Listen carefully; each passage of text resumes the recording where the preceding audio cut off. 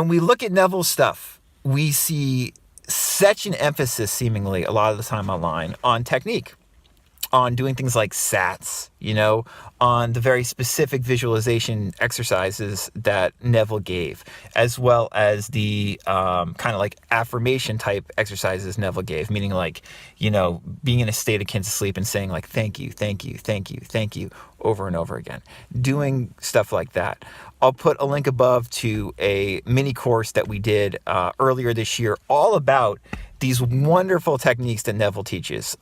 This mini course is not even really a mini course. I mean, it's a bunch of YouTube videos basically centered around 5 lessons and the techniques that Neville teaches with incredible clarity in 5 lessons. Because that's like the backbone of a lot of Neville's practical advice, are these techniques. The practical advice lies in the techniques a lot of the time of what Neville is saying, at least for most people.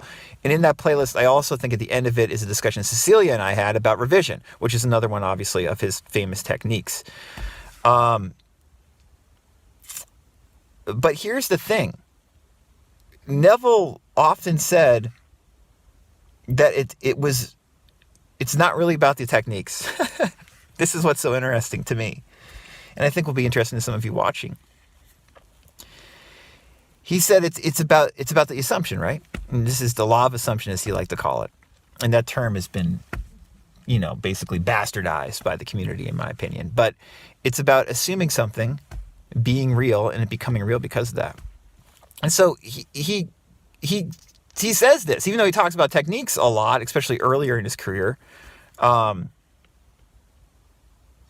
point is not the technique. It's like I always say, you really are the technique. When it comes to all this stuff, you are the technique. So listen to this quote from this lecture, Our Real Beliefs, from 1966, because he really says it clearly here.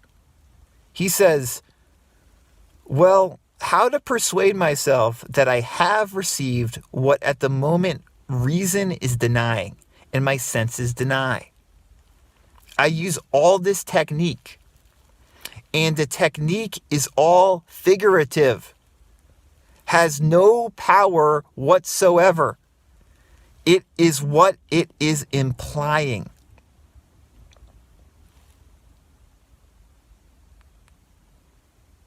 I'm going to read it again, but did you hear that?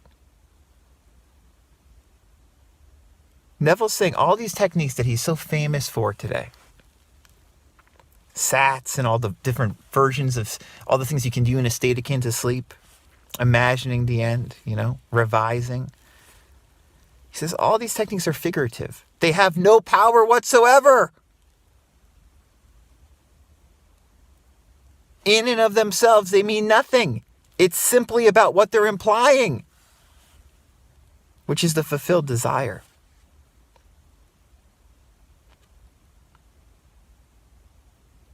That's slept on or just glazed over. That's like Neville's deep teachings right there in regards to the law, if you want to call it the law. Again, he says, well, how to persuade myself that I have received what at the moment reason is denying and my senses deny. I use all this technique. And the technique is all figurative. Has no power whatsoever. It is what it is implying. The power of the technique is in what it's implying. It's not the technique itself.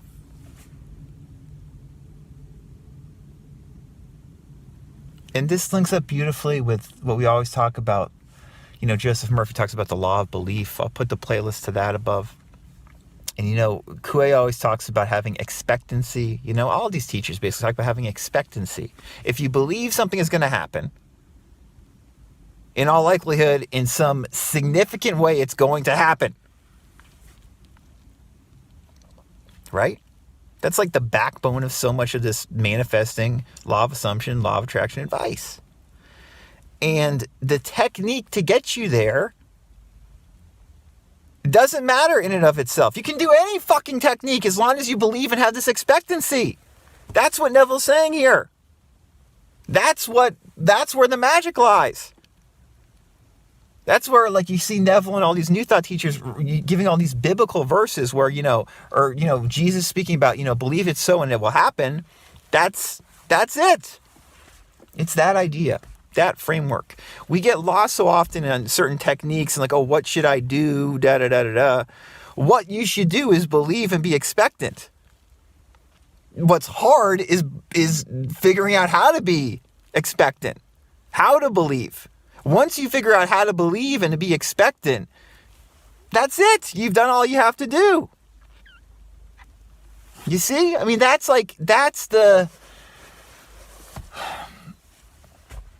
so much of this stuff. And again, like, that's the big picture. And then we got to make it subjectively our own. Neville was really, really good at making these ideas, these New Thought or, psychological ideas, spiritual ideas, whatever term you want to use to talk about this stuff, his own. He was really good at making it his own. He had techniques, getting to a state akin to sleep and then, creating a scene of the wish fulfilled and looping it viscerally until it felt so real that it actually was so to him. He was really good at subjectively figuring out how to do that for himself. And then he was really good at teaching other people how to do that as well. But it's not about the technique. It's about the assumption of it being so. Or, Neville didn't talk that much about this, but the assumption of it going to happen. It doesn't have to already have happened. If you believe it is going to happen, it will happen. Coué basically proved that. If you have faith and expectancy, if you're confident something's going to happen, in all likelihood, it's going to happen. That's the idea. And if we don't want to use all this religious language or this kind of like eloquent, sometimes seemingly highfalutin language, we can just turn back to Coué. And Coué explains it very soberly. That's not about your willpower nearly as much as your imagination. And if you imagine, if you have this some subconscious conviction that so-and-so is going to happen, if it's at all natural, it's going to happen.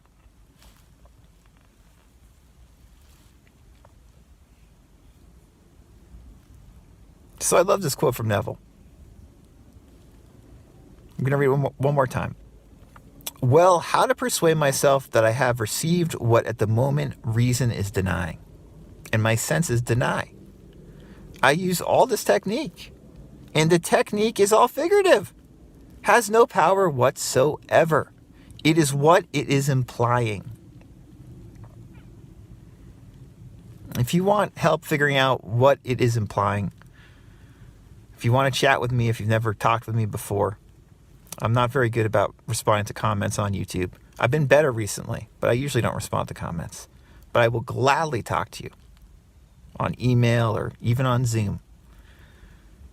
And I can be reached at radicalcounselor.com.